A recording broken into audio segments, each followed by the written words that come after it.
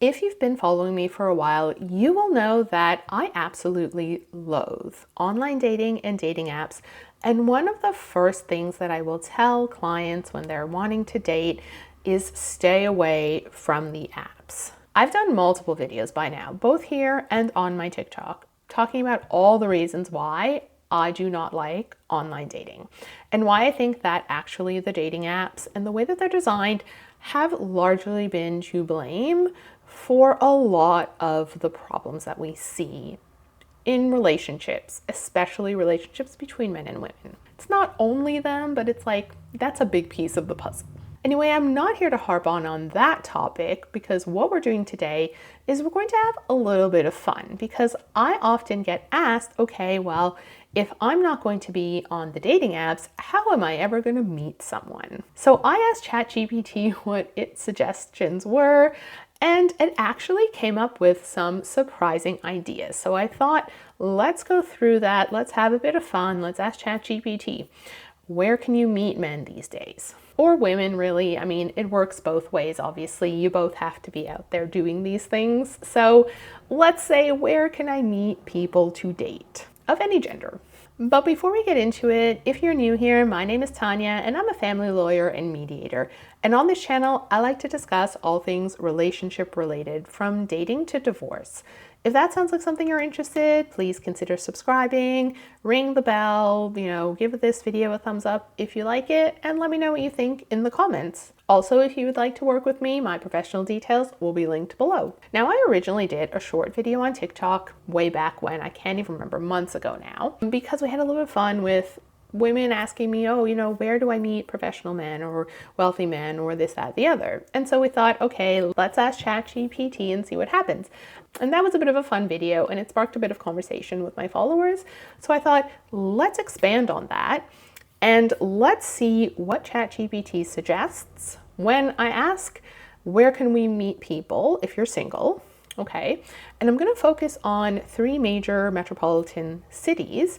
However, a lot of these suggestions I think will be able to be used in many different places. And also you can always go onto ChatGPT and ask yourself, like, where can I meet these types of people in my city or wherever it is that you live? So the first prompt that I'm going to use here is, I want to meet people offline. Can you give me creative, fun, and realistic ways to meet people in New York, London, and Melbourne? Those are the 3 metropolitan cities that I'm focusing on today. So let's see what ChatGPT has suggested. So for New York City, the first suggestion is what it refers to as the cultural connection route.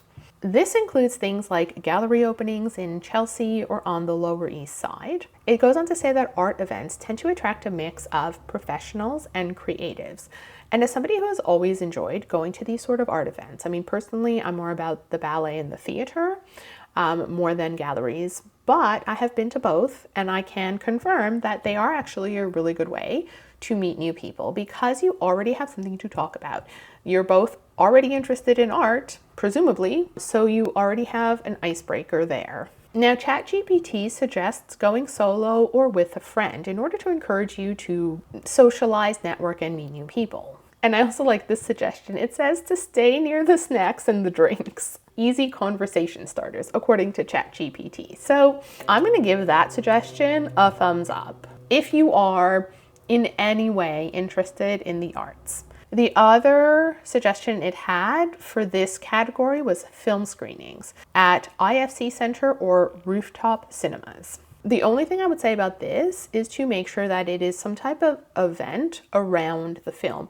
Often an opening or something like that where there'll be perhaps a talk before you watch the movie and then you have a bit of a sort of meet and greet afterwards. Those types of things will be good for meeting people. Just going to watch a movie on its own, probably not going to be great. Now, the next category is what it refers to as the active social route. This includes things like social sporting groups. Examples are kickball, volleyball, or even bar games. It says that this is really good for meeting outgoing and fun people who like to stay active. It also suggests running groups around Central Park or Hudson River. Now, I am not a sporty running type personally, so this was never my scene, but if that is something that you like, then consider joining one of those groups as a good way of meeting like-minded individuals. The next category is the smart casual mingling route. I love the way it's named these, by the way, it's great. I know people bag on AI, but I'm telling you, I can't fault any of these suggestions so far. Examples of smart casual meetings would be public talks or book events, and it suggests places like the Strand, 92nd Street Y, or Soho House, which I know is a private, like members only venue, but it does note that guest passes are often available. I can't attest to that, but I will take its word for it. You guys let me know if you have any experience with that. Another example in this category are cooking classes or wine tastings. And places that it suggests are Italy, Murray's Cheese Bar, or the Institute of Culinary Education. Again, these sort of events are great for meeting new people because already you will have something in common, whether it's because you're interested in this book or author, or whether it's because you love food and wine. When you have something in common like that, it makes starting a conversation very easy. And the final category for New York City is what it calls the lifestyle crossroads route. And these are things like dog walking groups. Apparently, weekend mornings, people will get together and walk their dogs in Prospect Park. I can't personally attest that again, but if you live in New York, let me know if that's a thing that happens. However, if you do have a dog, that would be a great way to meet other people if there are social groups around walking your dog together. The other thing in that category is charity and volunteer events. And this one I can definitely attest to because I'm often involved in patronage or charities, and I do like to go to the social events or the galas or the balls, whatever, the luncheons. Like, I love all of that. And it is a fantastic way to meet new people because everybody is there sort of mingling and networking. And again, you already have something in common because usually it's a cause that you care about. For example, I support the ballet, so I will often go to their patronage events, and we will always have something to talk about because everybody there is there to support the ballet. But that can apply to anything. And I'm sure New York has plenty of either artistic patronage that you could get involved with or other charity events that you could contribute to, whether it's volunteering or whether it's donating. Then you can go to their charity events. So that is New York. Let's look at London. So for London, the first category that ChatGPT has come up with is the sophisticated social route. As I'm reading these, I feel like there's probably going to be a lot of overlap, but they've just given it in just a different name. That's okay. Suggestions here include wine tastings in Soho or South Bank. Again, wine tasting. If you're interested in wine, obviously, even if you don't know a lot, if you're there to learn, it can be a great way to meet new people, also because let's just say the wine acts as a bit of a social lubricant. It suggests venues like Vinoteca, or I don't know how to pronounce this one, Bedales. Londoners out there, help me out. If you have suggestions, also please leave them in the comments. But I've been to London many times. I'm still very unfamiliar with the city because I feel like it's so huge. Museum lates. Okay, so this is something they call museum lates. I'm assuming that means when the museum is open later than normal operating hours for specific events. Actually, the museum in Toronto does this. I don't know if they still do, but it was a lot of fun. I used to go. They did like Friday nights, DJ, bar, that sort of thing. Another great way to meet people. It's not like a typical disco. You're still there at the museum. It's still a little bit more elevated. So yeah, I definitely will give that one a tick of approval. But apparently the Science Museum does this and the V&A does this on Fridays. It has cocktails, music, mingling, that sort of thing. So yeah, I can see it would be good vibes over there. And the next category, very similar to New York, the active outdoorsy category. And again, you have things like park runs, running groups. ChatGPT notes that apparently in London, These running groups are surprisingly social and tend to go out for coffee afterwards. Again, I can't personally attest to that, but I can see it. There's also a river kayaking group, apparently, if that's something you're interested in. And there are also multiple walking groups if you're not really into running. ChatGPT notes that apparently Meetup has a group called Let's Do London, where they sort of do outdoorsy community type of activities. Again, these were less my vibe. If they are your vibe, I think that is a great way to meet people. The next category for London is the community connection route. And this includes pub quiz nights, which I actually think is a really good suggestion because sometimes you can be grouped into like another group, especially if you go as like 1 or 2 people, you can be just put into a table. And it's a really good icebreaker because, you're all focused on trying to get the answers and you're having a good time. It's usually pretty low pressure. And yeah, it's just a good way to meet people without it being weird or, awkward. Another example in this category is co-working lounges or coffee spots in Shoreditch or Notting Hill. Apparently the freelance crowd is chatty and international. Who would have known? And the final category for London is what it refers to as the hidden gem route. That includes things like swing or salsa dancing classes and suggests trying places like Swing Patrol or Salsa Tropical.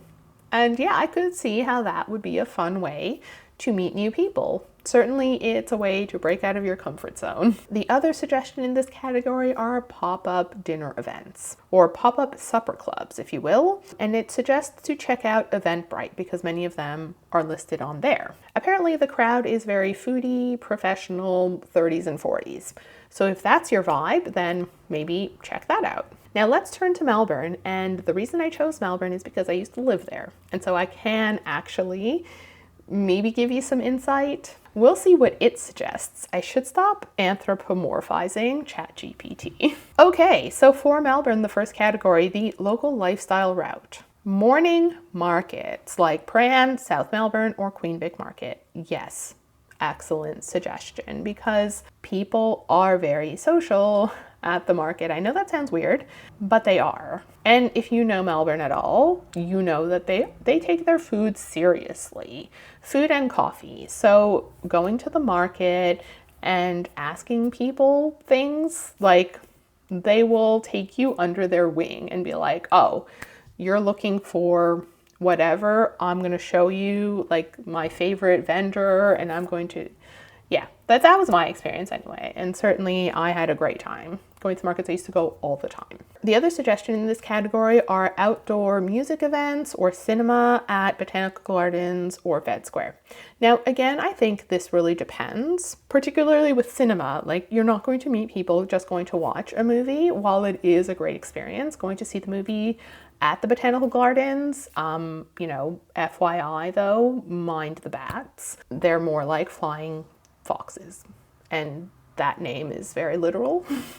They are literally the size of a fox or a cat, like a big cat, and it flies.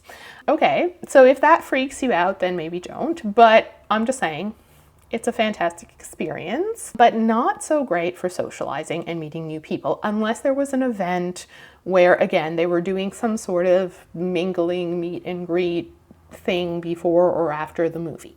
Live music, also difficult to hear, difficult to talk to people. Like, I don't love it. I love them as ideas for socializing. I don't love them for meeting new people. Okay, the next category, we have the active and social route. Again, you see how it's like the same theme repeating itself. So here they've suggested social tennis or netball. If you didn't know, Melbourne does host the Australian Open, and so Tennis Australia or Tennis Victoria do have a fairly strong presence there, and there are multiple tennis clubs and things that you can join if you're interested in playing tennis and if you're interested in sort of doing, social groups and tournaments. So that would be a great suggestion if you're the active sporty type. Also, they have weekend hiking groups. And an example that is given here is a group on Meetup called Hiking and Brunch. I'm not into hiking, but if that's your thing, then a social group that goes hiking and then has brunch sounds like just the thing to meet new people. The next is the creative energy route. Now here it suggests things like pottery and gardening classes or cooking classes, and there are a lot of these around Melbourne. It suggests Abbotsford Convent, which I agree with, and the other one it suggests is Ceres. Ceres. I am not actually familiar with that, but knowing Melbourne, there's always some type of creative thing going on.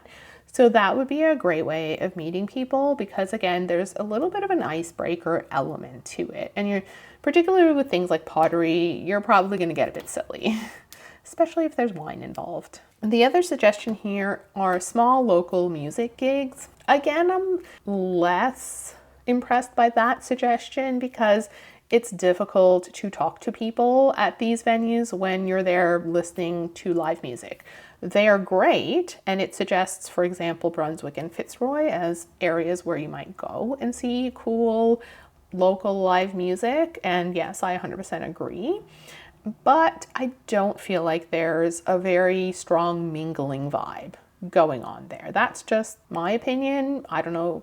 You guys let me know if you've had a different experience, but that's what was suggested. And then the final suggestion is the professional but playful route. And these are essentially networking events that are done in sort of a more fun backdrop. And I do know that Melbourne does this very well because I used to be part of the, young lawyers group with the Law Institute of Victoria, and they had a lot of fun gatherings, let's say. So it's certainly one to consider, but usually you have to be in the profession. It would be a bit weird, let's say, for you to just decide to crash the Young Lawyers Association networking events.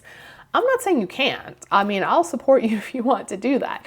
I'm just saying people might ask questions, and well, that's okay, I guess. But if you are a young professional, that would be a great way to meet other young professionals. And the final suggestion in this category are day trips to wineries or breweries, and doing these in sort of smaller tour groups. And there are a lot of these around, and I'm going to add one bonus one, also a day trip out to Penguin Island. That's a good one to do as well. But essentially, you're basically thrown into a group with a bunch of strangers and you go around touring wineries or breweries or various things, usually around the Yarra Valley or the kind of peninsula area. Both of those are fantastic. They're just generally a lot of fun, and you will meet some interesting people along the way. Now, ChatGPT gives a few bonus tips. It says be a regular. So for example, for some of these, let's say walking groups or social groups or whatever events, trying to be a regular and going to multiple different events will make it more likely that you will become a familiar face and that you will meet other people who will become a familiar face. And familiarity is one of the really good ways to kind of establish a relationship, whether it's romantic or platonic. It suggests having open body language, being approachable, making small talk. I mean, those are very obvious things that you're going to have to do. Don't worry if it doesn't come naturally to you. They're things that you can improve upon and work on, but you'll never get better if you don't just start. So I know people feel like, oh, it's so very daunting to go somewhere alone and to talk to strangers, but I promise you it's a skill like any other skill, and the more you do it, the better you get at it. The final little tidbit is to ask questions about them and not only talk about yourself. And I think that that's, another like universal tip, and one that I at least first encountered in that book, how to make friends and influence people? You know the one I'm talking about. But yes, it's very much just a general good way of getting somebody to like you, is to get them talking about themselves and the things that they are interested in. Oh, and by the way, it's also a good way to get to know someone. So as I said, you can adapt the prompt to suit you. So if you're somebody who is looking for certain types of people, let's say you're looking for, young professional men, or creative women, or whatever it is that is sort of your type and your vibe, you can very easily amend the prompt to suit your own needs, your own preferences. and also obviously tailor it to where you live. But you might find that ChatGPT has some very interesting suggestions that will force you out of your comfort zone. And I think that that is the important thing, because if you are going to go offline, let's say, and your aim is to try to meet people, the best thing you can do is to simply expand your social network, because everybody knows other people. So the more acquaintances you have, the more people you are kind of even loosely acquainted with, the more you are connected to all of their social network. So even if you go to things where you think like, and I hear this all the time, like you're a woman and you go to things and you think there are no single men at these events, it doesn't matter. Don't worry about that. Worry about making new friends and new social connections, because I promise you, all of those women in that room know men. They have brothers or cousins, friends, co-workers. Maybe they have a husband or partner who also has friends and brothers and co-workers and cousins and whatever it is. And so now it's like you're going to be connected to all of the people that they know. And if you develop a friendship, they might invite you to an event, a party, something, and you will now meet those people. So never really close yourself off to a situation just because you think, oh, there's not going to be like single men there or single women there or whatever it is that you're looking for. Be open to all social connections, because ultimately you will find that, one, you'll be happier anyway, because we do thrive in community and connection with other people, but also you will find that it will open doors to you to meet people that you wouldn't otherwise have met. So yeah, let me know what you think in the comments below. Are you going to try this? Are you going to ask ChatGPT where you should go meet new people? Have you done it already? And what were the results? And also, if you have other suggestions that maybe didn't come up, please let us all know. Don't gatekeep that, because I'm sure everybody wants to know. And if you like this video, consider checking out one of these videos. Hopefully I'll see you there. And as always, bye for now.